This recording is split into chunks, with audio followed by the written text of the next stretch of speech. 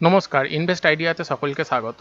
Share বাজারে বিনিয়োগ প্রধানত দুটি পদ্ধতিতে করা যায়। একটা হচ্ছে সিপ ইনভেস্টমেন্ট করা যায়, আর একটা হচ্ছে লামসাম ইনভেস্টমেন্ট করা যায়। এবার ঘটনা হচ্ছে সিপ ইনভেস্টমেন্ট কি এবং লামসাম বিনিয়োগই বা কী, এই দুটো নিয়ে আজকে আমি আমার ভিডিওতে আলোচনা করব। এবং এর সাথে আপনার পেশা অনুযায়ী আপনি সিপে ইনভেস্ট করবেন কি লামসাম বিনিয়োগ করবেন, এটা নিয়েও আলোচনা করব। এবং তার সাথে সিপে ইনভেস্টমেন্ট করার কি সুবিধা এবং অসুবিধা রয়েছে, আবার লামসাম বিনিয়োগেও কি ইনভেস্ট করে কি সুবিধা পাবেন কি অসুবিধা রয়েছে, এই সমস্ত কিছু নিয়ে আজকে আমার এই ভিডিওটা আমি করতে চলেছি। একটু ধৈর্য ধরে ভিডিওটা আপনারা শুনুন। সিপ ইনভেস্টমেন্ট বলতে বোঝায় সিস্টেমেটিক ইনভেস্টমেন্ট প্ল্যান, এবং এর মাধ্যমে আপনি প্রতি মাসে বা নির্দিষ্ট সময় অন্তর অন্তর একটা নির্দিষ্ট পরিমাণ টাকা মিউচুয়াল ফান্ডে অথবা যে শেয়ারটা আপনার পছন্দের শেয়ার সেই শেয়ারে আপনি বিনিয়োগ করতে পারবেন। এবং এর ফলে কী হবে, যখন বাজার অনেকটা উঁচু থাকবে সেই সময় আপনি যখন কিনেছেন, আবার যখন বাজার নিচু থাকবে, ধরুন পরের মাসে বাজার কমে গেছে, সেই সময় আপনি ইনভেস্ট করবেন। এর ফলে কী হবে, আপনি একটা গড় দামে শেয়ারকে কিনতে পারবেন। এখানে একটা অন্য সুবিধা রয়েছে, সেটা হচ্ছে খুব কম টাকা থেকে আপনি এখানে ইনভেস্ট করতে পারবেন, এবং যেটা আপনার আর্থিক চাপ কমাতে সাহায্য করবে। অর্থাৎ এখানে আপনার কোনো মাথায় হেডেক থাকবে না যে প্রতি মাসে আপনাকে একটা বড় অ্যামাউন্টের টাকা শেয়ার বাজার বা মিউচুয়াল ফান্ডে ঢালতে হবে, এরকম কোনো এখানে হেডেক থাকবে না। অতএব আপনি এটা খুব কম টাকা দিয়ে শুরু করতে পারবেন। এর একটা অন্য সুবিধা রয়েছে, সেটা হচ্ছে রুপি কস্ট অ্যাভারেজিং, যেটা আমি আগেই বললাম। অর্থাৎ বাজার ওঠানামার সময় আপনি একটা গড়পড়তা দামে ইউনিট বা শেয়ারকে কিনতে পারবেন। অর্থাৎ এই মাসে ধরুন আপনি কিনেছেন অনেক বেশি দামে কোনো শেয়ারকে, আপনি পরের মাসে দেখছেন দাম কমে গেছে, তখন আপনি আবার 500 টাকা দিয়ে ইনভেস্ট করলেন, তো তখন আপনি পেলেন অনেক কম দামে সেই শেয়ারটাকে কিনতে।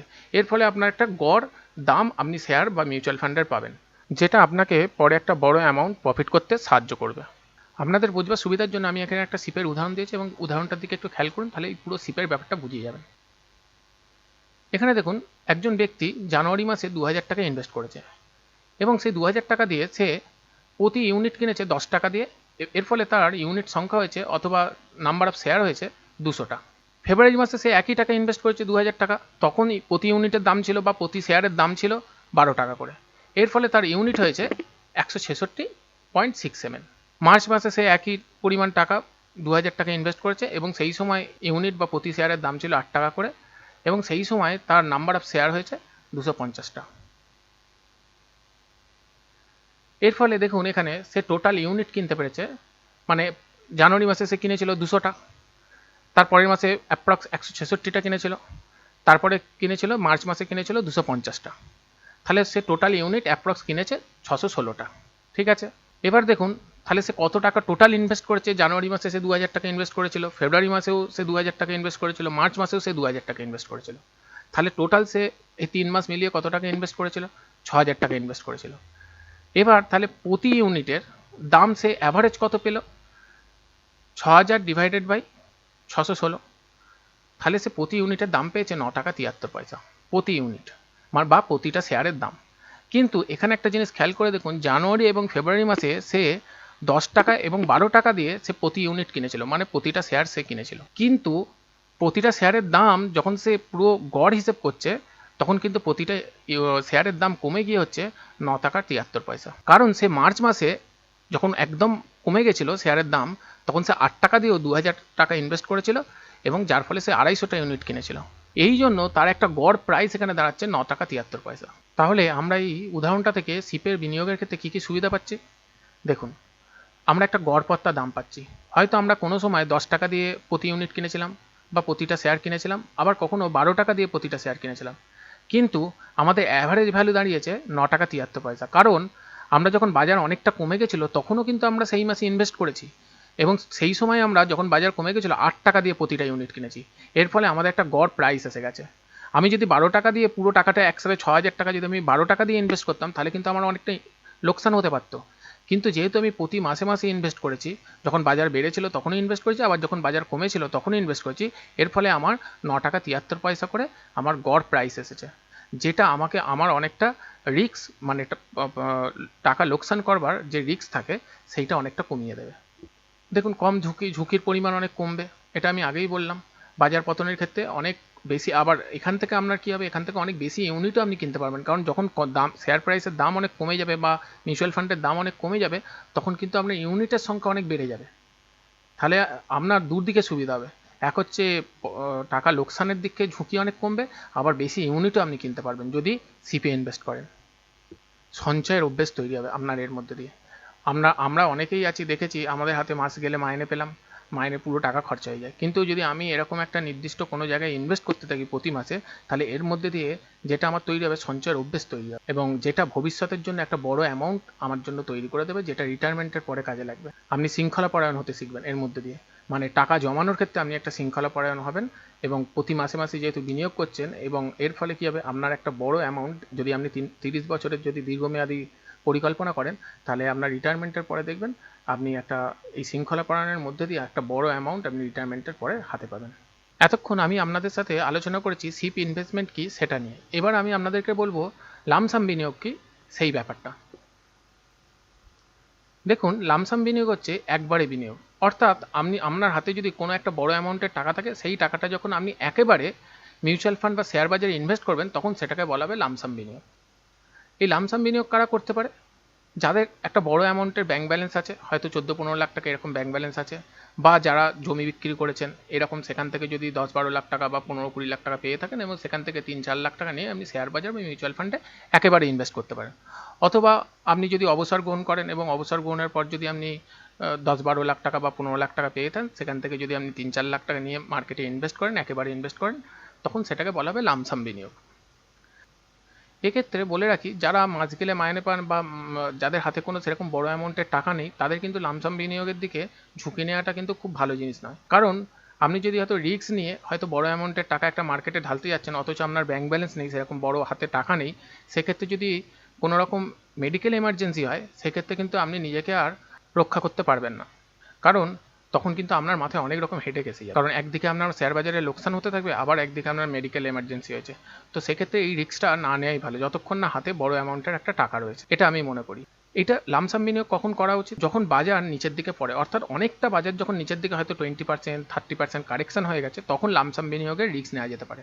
কারণ সেখান থেকে মার্কেট নিচে যাওয়ার সম্ভাবনা অনেকটাই কমে যায়। এর ফলে সেখান থেকে যখন মার্কেট উপর দিকে উঠতে থাকে, তখন কিন্তু একটা, যেহেতু আপনি বড় অ্যামাউন্টের টাকা মার্কেটে ইনভেস্ট করেছেন একেবারে, তখন আপনার একটা বড় অ্যামাউন্টের প্রফিট আসারও সম্ভাবনা থাকে।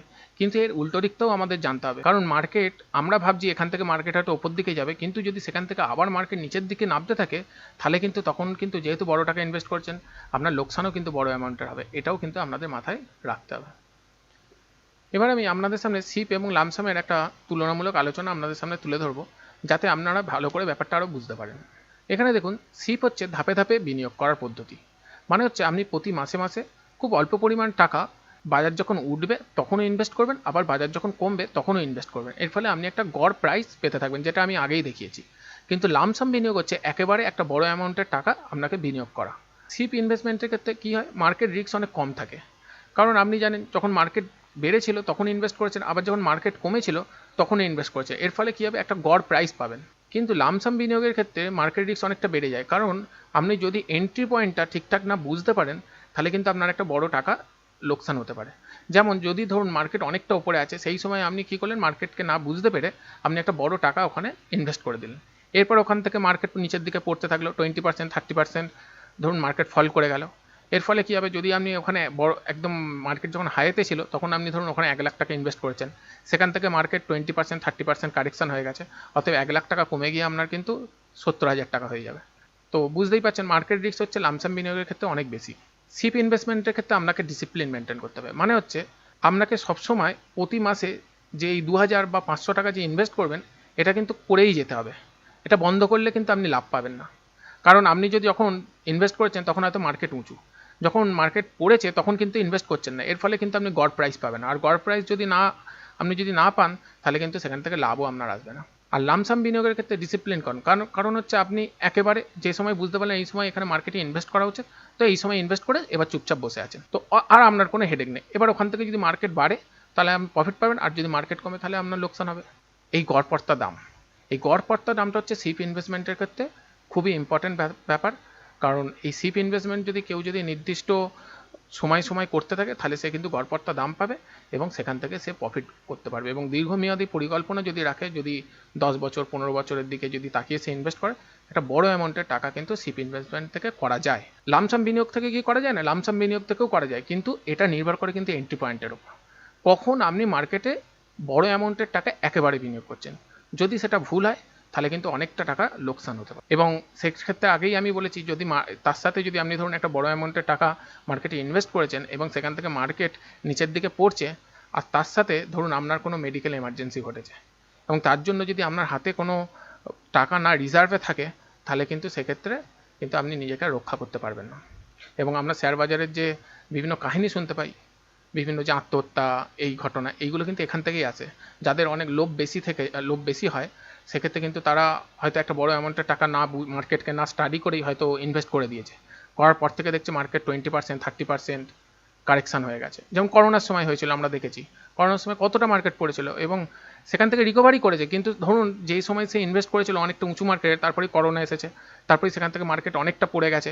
এবার তারই মধ্যে ধরুন তার বাড়িতে কারোর করোনা হয়েছে, সেই সময় সে কী করে তাকে ট্রিটমেন্ট করাবে? ট্রিটমেন্টের টাকা তার হাতে নেই, সে মার্কেটে ইনভেস্ট করে বসে আছে। এবার সেখান থেকে অনেকটা টাকা, ধরুন 1 লাখ টাকা ইনভেস্ট করে সেটা 50,000 টাকা হয়ে গেছে। এবার সেই টাকাটা তাকে লোকসান করে তুলতে হবে, তাহলে 1 লাখ টাকা কমে গিয়ে তার 50,000 হয়ে গেল।